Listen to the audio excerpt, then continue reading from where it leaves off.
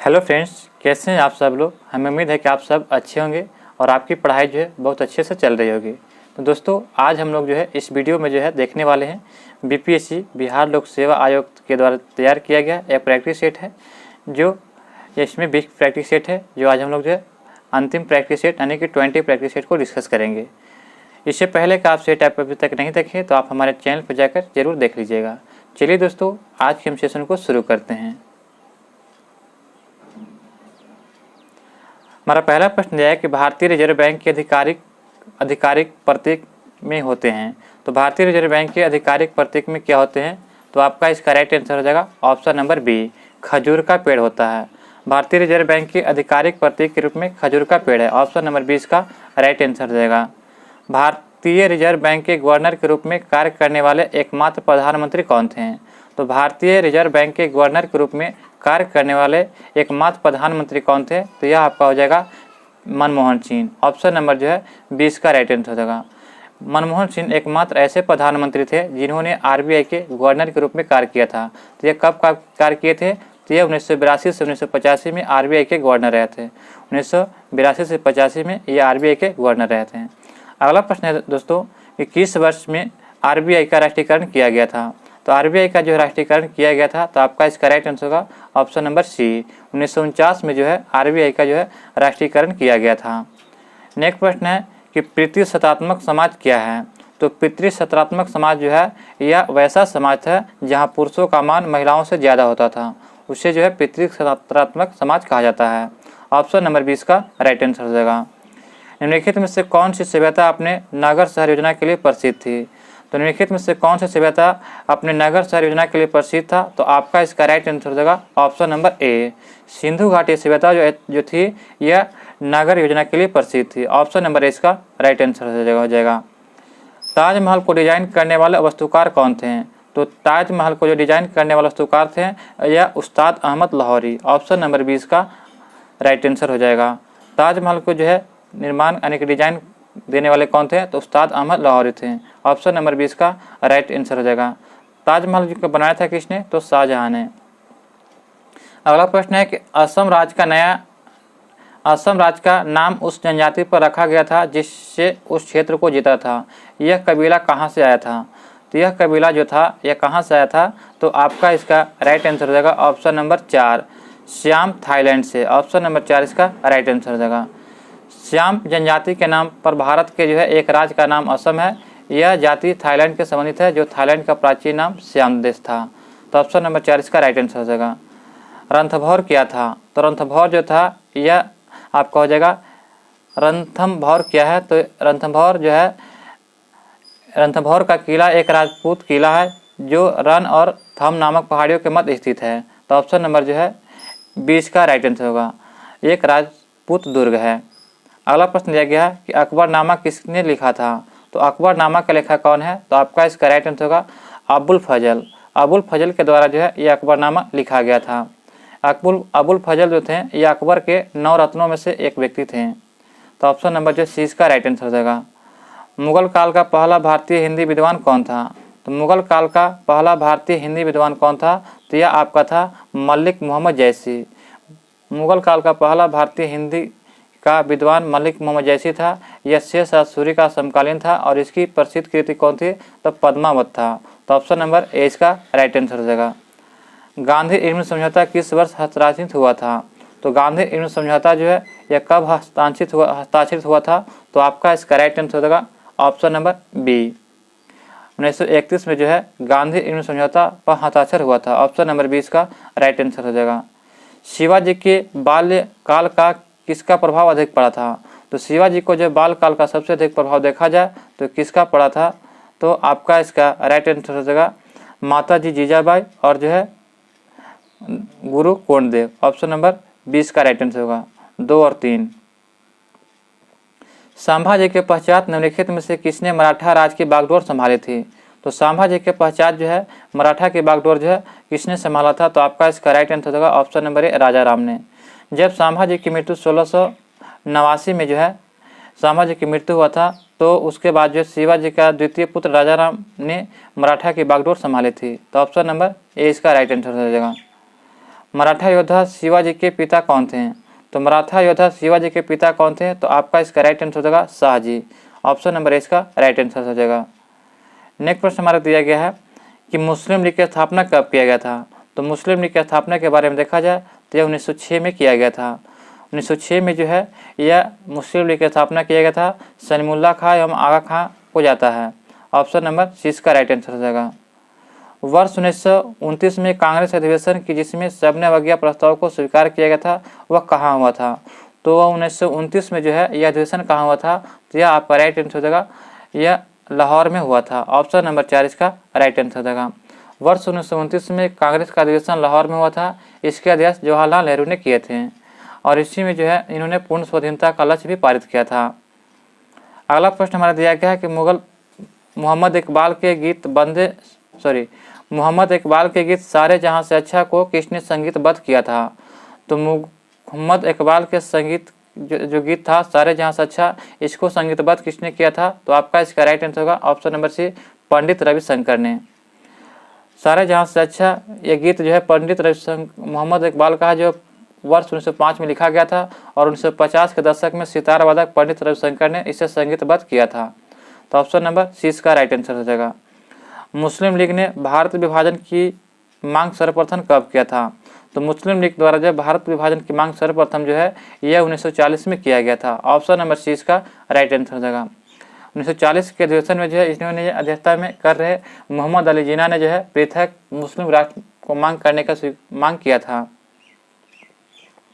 सबने अवज्ञा आंदोलन किया गया था कब? तो सबने अवज्ञा आंदोलन जो है यह आपका है तो कांग्रेस द्वारा पूर्ण स्वराज की घोषणा के बाद किया गया था। ऑप्शन नंबर 4 इसका राइट आंसर हो जाएगा। पेशवा बाजीराव प्रथम इनमें से कौन सा इलाका नहीं जीते थे? तो पेशवा बाजीराव प्रथम जो थे यह आपको उड़ीसा क्षेत्र नहीं जीते थे। ऑप्शन नंबर सी इसका राइट आंसर हो जाएगा। निम्नलिखित में से कौन सी एक ग्रीन हाउस गैस नहीं है? तो ग्रीन हाउस गैस के बारे में बताना है, तो आपका इसका राइट आंसर होगा CO। कार्बन मोनोऑक्साइड जो ये ग्रीन हाउस गैस नहीं है, जबकि CO2 है, जलवाष्प है और नाइट्रस ऑक्साइड भी है, जबकि CO जो है यह क्या है? तो ग्रीन हाउस गैस नहीं है। अगला प्रश्न देखते हैं कि निम्नलिखित में से किस वैज्ञानिक ने यह सिद्ध किया कि सूर्य के चारों ओर प्रत्येक नक्षत्र का मार्ग दीर्घवृत्ताकार होता है? तो उस वैज्ञानिक का नाम क्या है? तो आपका इसका राइट आंसर हो जाएगा ऑप्शन नंबर ए, केपलर ने। खगोल शास्त्री केपलर ने कहा था कि सौरमंडल में जितने भी ग्रह हैं वे सूर्य के चारों ओर दीर्घवृत्ताकार चक्कर लगाते हैं। ऑप्शन नंबर ए इसका राइट आंसर हो जाएगा। धूमकेतु किसके चारों ओर चक्कर लगाते हैं? तो धूमकेतु जो है यह सूर्य के चारों ओर चक्कर लगाते हैं। ऑप्शन नंबर सी इसका राइट आंसर हो जाएगा। पृथ्वी के बारे में देखा जाए तो पृथ्वी के एकमात्र ऐसा ग्रह है जिस पर जीवन संभव है। शुक्र ग्रह जो है, शुक्र ग्रह के कोई भी उपग्रह नहीं है। यह जो इसे मॉर्निंग स्टार या इवनिंग स्टार भी कहते हैं। बृहस्पति जो है एकमात्र ऐसा ग्रह है जो सबसे बड़ा ग्रह है, ये याद रखिएगा। अगला प्रश्न देखते हैं, निम्नलिखित में से किस बायोम को विश्व की ब्रेड बास्केट कहा जाता है? तो विश्व की ब्रेड बास्केट जो है यह किस बायोम का कहा जाता है? तो मध्य अक्षांश घास स्थल को। ऑप्शन नंबर ए इसका राइट आंसर हो जाएगा। अगला प्रश्न हमारा दिया गया दोस्तों, लंबे स्टेपिल किस्म की कपास मुख्यतः निम्नलिखित में से किस देश में उगाई जाती है? तो लंबे स्टेपिल किस्म की कपास जो है यह आपका कहाँ उगाया जाता है? तो यह मिस्र में। ऑप्शन नंबर 20 का राइट आंसर हो जाएगा। चिपको नारा पारिस्थितिकी स्थायी अर्थव्यवस्था का किसने गढ़ा था? तो यह जो गढ़ने वाले व्यक्ति कौन थे? तो सुंदरलाल बहुगुणा। चिपको आंदोलन का प्रसिद्ध नारा जो है पारिस्थितिकी स्थायी अर्थव्यवस्था का, यह नारा जो है सुंदरलाल बहुगुणा ने दिया था। यह 1970 के दशक में दिए थे। ये वनों को बचाने के लिए यह एक संगठित चिपको आंदोलन की शुरुआत उत्तराखंड के राज्य में हुआ था, जिसके जो सुंदरलाल बहुगुणा, चंडी प्रसाद भट्ट एवं इसके प्रमुख नेतृत्व करता थे। अगला प्रश्न दिया गया है कि भारत में जंगली गधा कहाँ पाया जाता है? तो भारत में जंगली गधा जो है यह कच्छ के रण गुजरात के पास पाया जाता है। ऑप्शन नंबर जो है सी इसका राइट आंसर हो जाएगा। भारत में सबसे बड़ा बाघ अभयारण्य रिजर्व कहाँ है? तो भारत में सबसे बड़ा बाघ अभयारण्य रिजर्व कौन सा है? तो आपका इसका राइट आंसर होगा ऑप्शन नंबर ए, नागार्जुन बाघ रिजर्व। ऑप्शन नंबर ए इसका राइट आंसर होगा। जिम कॉर्बेट भारत का सबसे बड़ा बाघ अभयारण्य है, जबकि यह उत्तराखंड राज्य में स्थित है। यह भारत का पहला राष्ट्रीय उद्यान है जिसकी स्थापना 1936 में हुई थी और मानस असम में है। पेंच राष्ट्रीय उद्यान महाराष्ट्र के मध्य में है और नागा जो राष्ट्रीय उद्यान जो आंध्र प्रदेश में है। तो भारत का सबसे बड़ा बाघ अभयारण्य कहेगा तो ऑप्शन नंबर ए हो जाएगा नागार्जुन हो जाएगा। निम्नलिखित में से कौन सी किस्में गेहूं की HY भी नहीं है, तो आपका इसका राइट आंसर हो जाएगा ऑप्शन नंबर जो है बी रत्ना। रत्ना जो है गेहूं की जो है HIV किस्में नहीं है, जबकि सोनालिका, कल्याण सोना और गिरजा है। भारतीय कृषि में जुताई से अक्टूबर नवंबर तक की अवधि को क्या कहते हैं, तो भारतीय कृषि में जुताई से अक्टूबर नवंबर तक की अवधि को क्या कहते हैं, तो आपका इसका राइट आंसर क्या हो जाएगा, तो ऑप्शन नंबर बी खरीफ मौसम कहते हैं। ऑप्शन नंबर 20 का राइट आंसर हो जाएगा। हरित क्रांति किस वर्ष आरंभ हुआ था, तो हरित क्रांति के बारे में देखा जाए तो यह किस वर्ष आरंभ हुआ था, तो आपका इसका राइट आंसर होगा ऑप्शन नंबर है 1960 में। हरित क्रांति का प्रयोग सर्वप्रथम जो अमेरिकी विद्वान डॉक्टर विलियम गॉड ने दिया था और हरित क्रांति 1960 के दशक 1966-77 के आरंभ में हुआ था। अगला प्रश्न हमारा दिया गया है, निम्नलिखित में से कौन सा भारतीय कृषि में निम्न उत्पादकता का कारण नहीं है, तो निम्न उत्पादकता का कारण है तो ऑप्शन नंबर ए हो जाएगा सहकारी खेती। सहकारी खेती जो दोस्तों ये भारतीय कृषि की उत्पादकता का कारण, निम्न उत्पादकता का कारण नहीं है। निम्नलिखित में से कौन सा घटक हरित क्रांति लाने वाली कृषि नीति का अंग नहीं है, तो निम्नलिखित में से कौन सा घटक हरित क्रांति लाने वाली कृषि नीति का अंग नहीं है, तो आपका इसका राइट आंसर हो जाएगा ऑप्शन नंबर बी निर्धारण अधिकतम मूल्य। हरित क्रांति सबसे अधिक सफल रही कहाँ, तो हरित क्रांति सबसे अधिक सफल रहा था यह आपका पंजाब, हरियाणा और उत्तर प्रदेश। ऑप्शन नंबर 20 का राइट आंसर हो जाएगा। रेड क्लिफ लाइन निम्नलिखित में से किन दो देशों के बीच रेखा है, तो रेड क्लिफ लाइन जो है यह जो भारत और जो पाकिस्तान के बीच किस रेड क्लिफ रेखा है, ऑप्शन नंबर 4 इसका राइट आंसर हो जाएगा। और भारत और चीन के बीच मैकमोहन रेखा है। अगला प्रश्न देखते हैं, मूल सिद्धांत को अन्य किस नाम से जाना जाता है, तो मूल सिद्धांत को देखा जाए तो अन्य किस नाम से जाना जाता है, तो व्यष्टि अर्थशास्त्र। ऑप्शन नंबर 4 इसका राइट आंसर हो जाएगा। मूल सिद्धांत को जो किस नाम से जाना जाता है, तो व्यष्टि अर्थशास्त्र के भी नाम से जाना जाता है। आंतरिक लेन देन किसके संबंधित है, तो आंतरिक लेन देन जो है आपका शेयर बाजार से संबंधित है। ऑप्शन नंबर 20 का राइट आंसर हो जाएगा।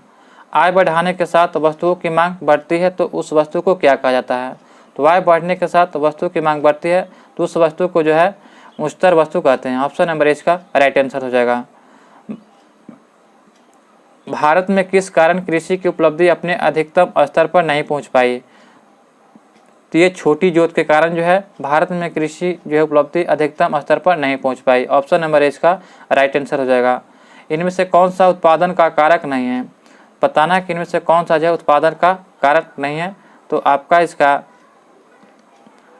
राइट आंसर हो जाएगा ऑप्शन नंबर बी हो जाएगा बैंकों का ऋण। अर्थव्यवस्था में उत्पादन का कारण बुनियादी आगत होता है जो उत्पादन के लिए आवश्यक होता है। उत्पादन के कारण भूमि, श्रम और पूंजी एवं उद्यमिता होते हैं, तो आपका इसका राइट आंसर बैंकों का ऋण नहीं होते हैं। व्यक्तिगत प्रत्यक्ष करों के भुगतान के पश्चात लोगों के पास बची आय को क्या कहा जाता है, तो उस बची आय को जो है प्रयोज्य आय कहा जाता है। ऑप्शन नंबर 6 का राइट आंसर हो जाएगा। अगर किसी राज्य की विधानसभा में किसी पार्टी को पूर्ण बहुमत प्राप्त नहीं है तो राज्यपाल किसके द्वारा कार्य करेगा, तो राज्यपाल जो है यह कार्य करेगा किसके द्वारा, तो आपका इसका राइट आंसर होगा अपने विवेक द्वारा। यदि मुख्यमंत्री की नियुक्ति के समय जब किसी भी दल का गठबंधन को स्पष्ट बहुमत प्राप्त न होता है तो वह बहुमत प्राप्त दल या गठबंधन कोई भी निश्चित नेता न हो तो राज्यपाल ऐसी स्थिति में जो है मुख्यमंत्री की नियुक्ति पर स्व विधेयक से करता है। तो ऑप्शन नंबर 4 इसका राइट आंसर हो जाएगा। इनमें से किस राज्य में विधान परिषद है, तो बताना है कि इनमें से किस राज्य में विधान परिषद है, तो आपका इसका राइट आंसर होगा ऑप्शन नंबर 4 आंध्र प्रदेश में। आंध्र प्रदेश में विधान परिषद है। इनमें से किस अनुच्छेद के तहत जो है विधान परिषद का गठन या उससे समाप्त किया जा सकता है, तो इनमें से किस अनुच्छेद के तहत विधान परिषद का गठन या उससे समाप्त किया जा सकता है, तो यह अनुच्छेद 169 के तहत। ऑप्शन नंबर 4 इसका राइट आंसर होगा। अनुच्छेद 169 के तहत जो संसद को किसी राज्य में विधान परिषद को स्थापित करने या समाप्त करने का अधिकार दिया गया है। अगला प्रश्न दिया गया है कि संविधान के अनुच्छेद 211 के तहत विधायिका में चर्चा पर प्रतिबंध लगाया गया है, यह किसके अंतर्गत आता है, तो आपका इसका राइट आंसर होगा ऑप्शन नंबर 4 यह राज्य सरकार के अंतर्गत आता है। राज्य विधानसभा के सदस्यों की अधिकतम निर्धारित संख्या कितना होता है, तो राज्य विधानसभा के सदस्यों की अधिकतम निर्धारित संख्या कितना होता है, तो आपका इसका 4 ऑप्शन दिया गया 350, 600, 500 और 750। तो आपका इसका राइट आंसर होगा ऑप्शन नंबर सी 500 होता है। हमारा अगला प्रश्न दिया है कि विधान परिषद में कितने सदस्यों को जो राज्यपाल द्वारा मनोनीत किया जाता है। तो विधान परिषद में जो कितने सदस्यों को जो है राज्यपाल द्वारा मनोनीत किया जाता है, तो यह आपका हो जाएगा option number C. Vidhan Parishad की कुल सदस्य संख्या का 1/6 भाग यह जो है राज्यपाल द्वारा मनोनीत किया जाता है। संविधान के अनुच्छेद 187 के अनुसार राज्य विधानसभा का सचिवालय किसके अधीन आता है। तो संविधान के अनुच्छेद 187 के अनुसार राज्य विधानसभा का सचिवालय यह किसके अधीन आता है। तो आपका इसका राइट आंसर हो जाएगा ऑप्शन नंबर ए, राज्य सरकार के अधीन आता है। नेक्स्ट प्रश्न दिया गया दोस्तों, हमारा अगला प्रश्न है कि निम्नलिखित में से कौन संसदीय सरकार के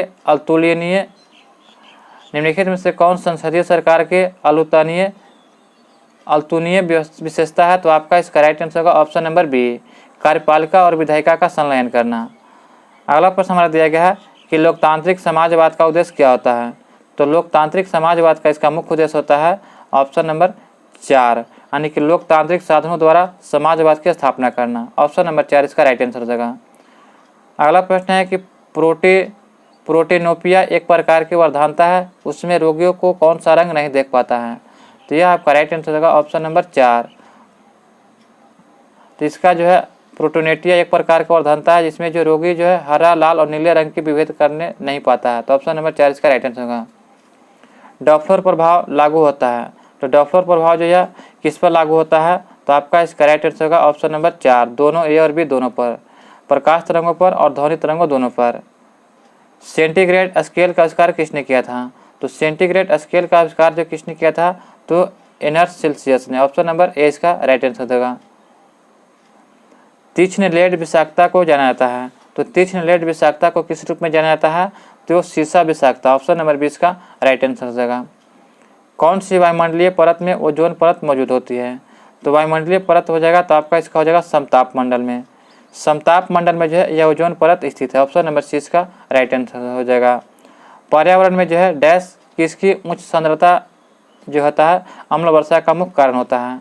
तो आपका इसका राइट आंसर हो जाएगा ऑप्शन नंबर बी, SO2 और NO2 के कारण जो होता है उच्च सांद्रता के कारण अम्ल वर्षा होता है। ऑप्शन नंबर 20 का राइट आंसर हो जाएगा।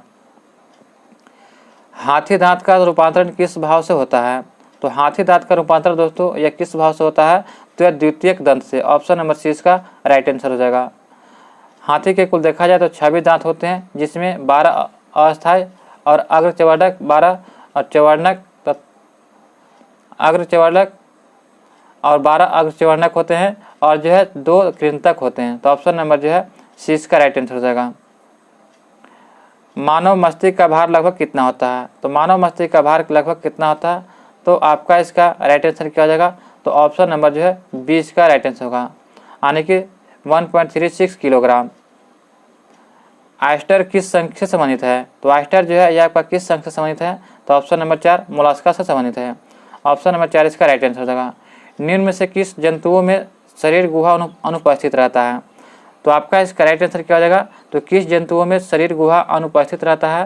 तो यह आपका हो जाएगा एसिलोमेट। एसिलोमेट में जो होता है यह शरीर गुहा अनुपस्थित रहता है। ऑप्शन नंबर 4 इसका राइट आंसर हो जाएगा। फॉरवर्ड ब्लॉक की स्थापना किसने किया था। तो फॉरवर्ड ब्लॉक की स्थापना जो है यह सुभाष चंद्र बोस के द्वारा 1939 में कांग्रेस के त्याग पत्र देने के बाद किए थे। तो ऑप्शन नंबर इसका राइट आंसर हो जाएगा। स्वराज मेरा जन्मसिद्ध अधिकार है और मैं इसे लेकर रहूंगा, यह कथन किससे संबंधित है। तो आपका इसका राइट आंसर होगा ऑप्शन नंबर 4, इनमें से कोई नहीं। स्वराज मेरा जन्मसिद्ध अधिकार है यह किससे संबंधित है। तो यह हो जाएगा आपका लोकमान्य बाल गंगाधर तिलक के कथन है। ऑप्शन नंबर 4 इसका राइट, इनमें से कोई नहीं है। अगला प्रश्न है कि दांडी यात्रा की गई थी। तो दांडी यात्रा जो है कब किया गया था। तो यह किया गया था 1930 में। ऑप्शन नंबर 4 इसका राइट आंसर हो जाएगा। और दांडी यात्रा को 1930 में शुरू किया गया था और इसी को दांडी यात्रा नमक कानून को तोड़कर जो है सबने वही आंदोलन शुरू किया गया था। अगला प्रश्न है कि कांग्रेस सोशलिस्ट पार्टी की पहली बैठक कहाँ हुआ था। तो कांग्रेस सोशलिस्ट पार्टी की जो पहली बैठक जो है यह पटना में हुआ था। ऑप्शन नंबर 6 का राइट आंसर हो जाएगा। राष्ट्रीय आंदोलन में निम्न में से किसको नरम दलीय के तौर पर नहीं जाना जाता है। तो राष्ट्रीय आंदोलन में निम्नलिखित में से किसको नरम दलीय के तौर पर नहीं जाना जाता है। तो आपका इसका राइट आंसर होगा ऑप्शन नंबर ए, बाल गंगाधर तिलक। आज़ाद हिंद फौज की स्थापना कहाँ किया गया था? तो आज़ाद हिंद फौज की स्थापना जो है कहाँ किया गया था? तो सिंगापुर में। ऑप्शन नंबर सी इसका राइट आंसर हो जाएगा, सिंगापुर में। अगला प्रश्न हमारा दिया गया है कि 7 दिसंबर 1942 को श्री योगेंद्र शुक्ल कहाँ लाए गए थे? तो 7 दिसंबर 1942 को तो श्री योगेंद्र शुक्ल जो कहाँ लाया गया था? तो पटना में। ऑप्शन नंबर सी इसका राइट आंसर हो जाएगा। अगला प्रश्न हमारा दिया गया है कि भगत सिंह, राजगुरु तथा सुखदेव को कब फांसी दिया गया था? तो भगत सिंह, राजगुरु, सुखदेव को जो है ये लाहौर षड्यंत्र कांड में यह जो 23 मार्च 1931 को फांसी दिया गया था। ऑप्शन नंबर ए इसका राइट आंसर होगा, लाहौर षड्यंत्र में। जनरल डायर की गोली किसने मारा था? तो जनरल डायर की किसने गोली मारा था, मारकर हत्या किया था? तो आपका इसका राइट आंसर होगा यानी कि उधम सिंह ने। उधम सिंह जो थे ये जनरल डायर को जो है गोली जो 13 मार्च 1940 को मारे थे, 13 मार्च 1940 को, यह लंदन में। ऑप्शन नंबर 4 इसका राइट आंसर होगा। भारत छोड़ो आंदोलन का नेतृत्व था, तो भारत छोड़ो आंदोलन का नेतृत्व किसने किया था? तो यह हो जाएगा आपका राइट आंसर होगा ऑप्शन नंबर 4, इनमें से कोई नहीं।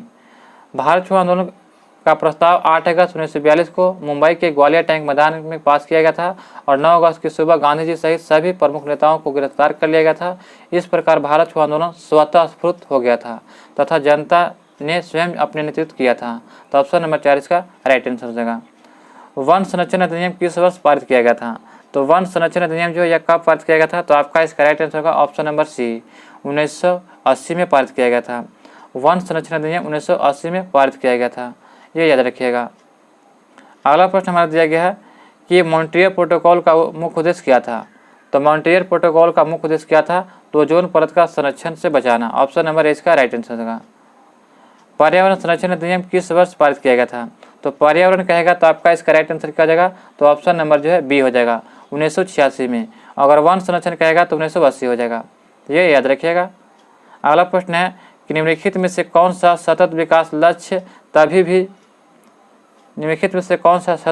लक्ष्य सभी के लिए जल और स्वच्छता की उपलब्धता और सतत प्रबंधन सुनिश्चित करता है? तो यह आपका कहता है SDG 6। ऑप्शन नंबर 6 का राइट आंसर हो जाएगा। रामसर अभिसमय किससे संबंधित है? तो रामसर अभिसमय किससे संबंधित है? तो आपका इसका राइट आंसर हो जाएगा ऑप्शन नंबर 4 इसका राइट आंसर होगा, आर्द्रभूमि संरक्षण से। आर्द्रभूमि संरक्षण से जो है यह रामसर शहर संबंधित है। 1971 में जो ईरान के जो है रामसर शहर में रामसर सम्मेलन किया गया था, इस पर हस्ताक्षर किया गया था।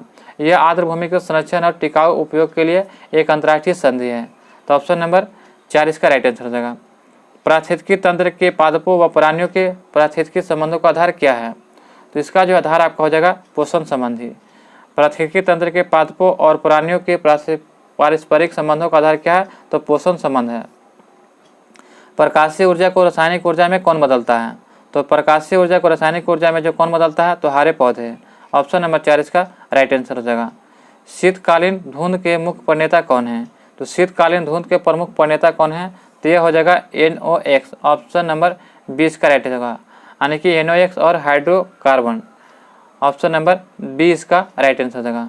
शीतलकालीन धुंध एक स्थानीय परिघटना है जो ठंड के मौसम से और बढ़ जाती है और तब होती है जब हवा स्थिर होती है। ऑप्शन नंबर 20 का राइट आंसर हो जाएगा। उस स्थान को क्या कहते हैं जहां सामान्यतः एक विशेष प्रकार के जंतु पाए जाते हैं या विशेष प्रकार के पौधे उगते हैं? तो उस स्थान को कहा जाता है ऑप्शन नंबर ए, प्राकृतिक आवास कहा जाता है।